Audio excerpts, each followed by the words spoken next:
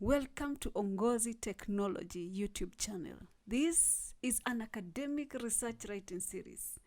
Thank you so much for joining us. My name is Lucy Wanjiro.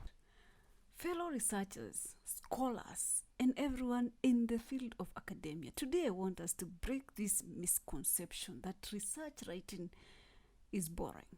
In fact, I want us to look at it from a different angle. Did you know that research writing can be actually your golden ticket to making a real impact in the world? It is the platform in which your voice can be heard. Today, I would like you to reflect on your academic journey. See the many years you have spent in school, the sleepless nights, the long lectures, the hustle and bustle of school life and academia. And look at this moment as a moment to actually make a change through that education, through the knowledge you have acquired in those tough days of study. It is time to use this knowledge to make an impact in the world of knowledge. And writing this paper, writing your thesis, writing your project, writing your proposal is actually the platform for your voice to be heard. So, it's not all about essays and citations. It's about crafting a narrative that actually contributes to the world of knowledge. It is a chance to influence, inform, and inspire change. So, whether you are addressing societal issues, advancing scientific knowledge, or proposing innovative solutions, your voice matters. Your work has the power to touch lives, solve problems, and reshape perspectives. I hope you find a personal connection to your research paper. Make it yours and let your enthusiasm shine through your words. Welcome on board. Today, we are going to discuss about the nitty-gritties of the first two components in chapter 1 of your research paper. That is the chapter overview and the background of the study. Do you know that understanding these elements is actually very, very, very crucial? It's very crucial to understand the aspects of the background and the overview. You begin with the overview. So what is this chapter overview? This chapter overview, for starters, it should be short and very sweet, nice, appealing, something that is teasing the reader to actually read your content. It's like a trailer in a movie, giving the researcher or the reader the tease, It contains a brief outline of what the chapter covers. And then it gives a transition to the current chapter. It explains how this chapter fits into the overall thesis. That's the chapter overview. So next, we do the background to the study. Now, I'm following a particular sequence. I don't know where you're studying. I don't know which campus you are in. I'm just using the basic guidelines. So, from the chapter overview, we go to the background of the study. What is this background of the study? What is it? The background of the study is a very essential part of your paper because it provides the context and sets the stage to help your readers know the importance of your research. Without it, you don't have a foundation. So you really need a very strong foundation. You need to invest a lot of time in crafting a compelling background, okay? So this background has 3 components. Number 1, introduction to the research problem, where you state your problem clearly. Then number 2, contextual background. That is the historical, theoretical, empirical context. And number 3, the significance of the study, where you explain how important this study is in matters of academia, practically, and socially. So these 3 components, we are going to break them further into understandable and manageable steps. So we start with the introduction to the problem. So this is where you state that problem very clearly. What are you addressing? In our previous video, if you have not watched it, please go back to Ongozi Technology YouTube channel. Go and watch that video about the research topic. So in that video, we said that the research topic is crafted from identifying a knowledge gap. You have to tell us what gap in knowledge or understanding led to your research. Your gap. Now you start explaining. You give us a small or a brief explanation of what gap in knowledge or understanding led to your research. And then number 2, you begin by explaining this problem from a global perspective. You paint a very big picture of the impact of this research problem globally. From a worldwide view. You start there explaining from a global perspective. Yes. Now, when you come from the global perspective, we are now going to narrow down. We are using the funnel method. Funnel method. What is this funnel method? Funnel method, you know the way a funnel looks like. It's wide on the top and then it goes narrowing down. That's the way you're doing now your research problem. From a global perspective, you start now from the wide, broad perspective. What do you do there? For example, if you are doing a research that revolves around the decline of biodiversity, your global perspective will go something like this. It is not very accurate, but it's just an example. So you'll say, in today's interconnected world, biodiversity loss is a global concern that transcends national borders. Rapid changes in climate, habitat destruction, and human activities have led to a substantial decrease in the variety of life on Earth. Do you see that we have looked at now the global? We are talking about the world. Now we go down. We are now in the funnel. We are at the top. That is a global. Now next, what is after the global?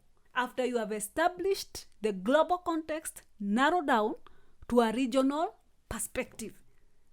Now, from a global, for example, if you are in East Africa like myself, I'll begin the global part, then I'll give example. We are talking about those major big continents like the US, we are talking about Europe, we are talking about Asia. And then we come narrowing down. Remember the funnel? We are now narrowing down. And now we say, and then in Africa. Africa is still big. It's a continent in itself. And now I'm in Africa. So we do Africa. We say in West Africa, in South Africa, in this. Now you give statistics about that problem. In this case, we are talking about biodiversity. How is biodiversity affecting that region of Africa? And then now we narrow down again to East Africa. We give examples. For example, in Rwanda, in Tanzania, in Uganda. You see now we are continuing to do what? To narrow down. We continue to narrow down until we reach now Kenya. Now we come to our country. I'm in Kenya right now. You state now the problem of diversity in Kenya. Then you continue to narrow down again. And then you go now to the local level. Maybe in Nairobi. Or even we can even narrow further down. We say in this particular town. In Nairobi, in Kawangware. The funnel method, we begin from the global context. We narrow down to the regional perspective. Then we go to the national perspective and then the local perspective. You are giving statistics, you are giving examples, you are mentioning countries. We are still continuing with our biodiversity example. So we say in East Africa region, we witness the tangible effects of this global decline. Unique species are facing extinction, disrupting ecological balances and threatening the biodiversity that has sustained this region for centuries. Then now, an example now at our national level, we can say in Kenya, residents are grappling with the consequences of diminishing biodiversity firsthand. The flora and fauna, once abundant in Nairobi, now we are in Kenya, Nairobi, are now dwindling, impacting not only the environment, but also the livelihoods and well-being of the people who call this community home. You can even come down to a town or a community. Yeah, that is the funnel method of stating the research problem. I hope you have gotten it. Now, we move from the research problem. Now we go to the contextual background. Now this is B, or this is the second component of the background. We started with the research problem. Now we are at the contextual background. So the contextual background has three components. Again, we begin with the historical, then the theoretical frameworks, and empirical evidence. We are still in the background. Remember, you are not giving a whole page. You may be giving a paragraph or 3 lines in each and every component. Yes. These ones, you don't expound so much. You're just giving like a brief. In every component, you give a brief of where you're coming from. Remember, this is the background because a problem has to have roots. The historical context involves tracing the evolution of the topic over time. Yani, this problem, where did it start from? How has it evolved throughout the time? You highlight key events, developments, or shifts that have shaped the current understanding of the subject. You see, you highlight what? Key events, developments, or shifts that have shaped the current understanding of the subject. So you take us through a brief historical journey of the evolving of your problem. Where did it come from? Highlight briefly the key events that have taken place that have shaped the current understanding of your research problem. Let's say your research is on the impact of artificial intelligence in healthcare. You might begin telling us about the historical evolution of AI, and then you give us the applications in various industries and how it gradually found its way into the health sector. So possibly your historical background will read something like this.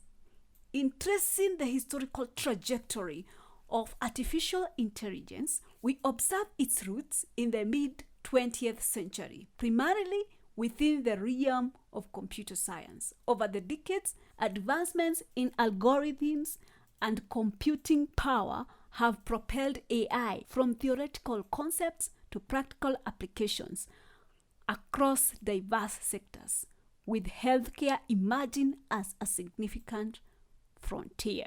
I hope you're seeing the historical evolution. You have given us a historical trajectory of how it started from the mid-20th century until now, how it is now merging with healthcare. I hope you are seeing the historical context right there. Next, we go to the theoretical framework.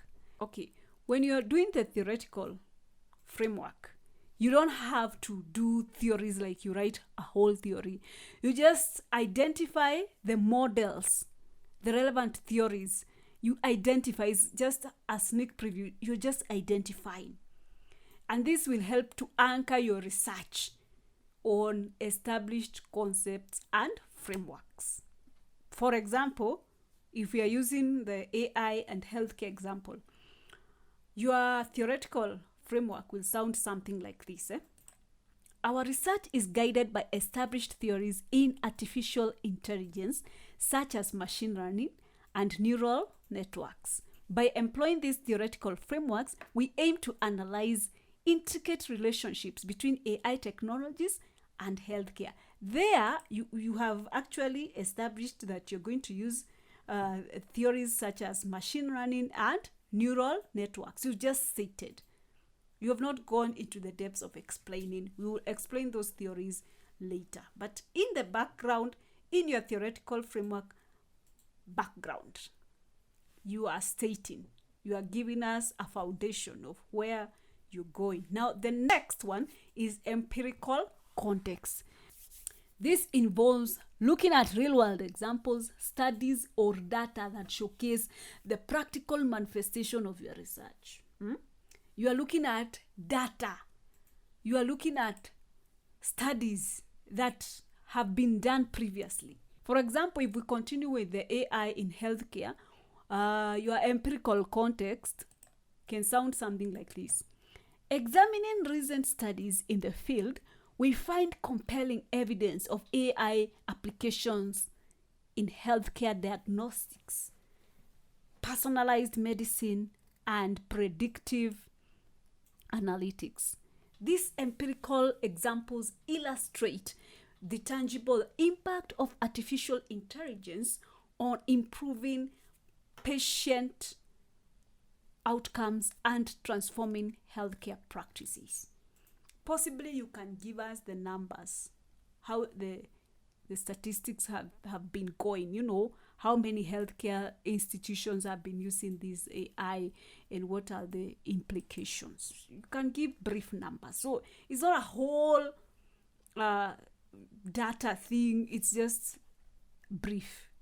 Examining recent studies in the field, we find compelling evidence. Now, in that area of compelling evidence, you write some statistics. Yani you have to bring out some statistics or some previous studies. You can say so and so did what, said according to this person. You can explain that. Okay? I hope you're getting it. Those are the three components of the background.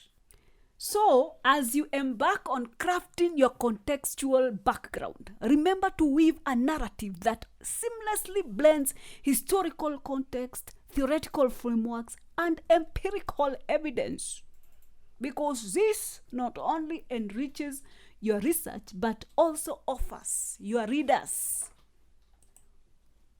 a comprehensive understanding of the broader landscape.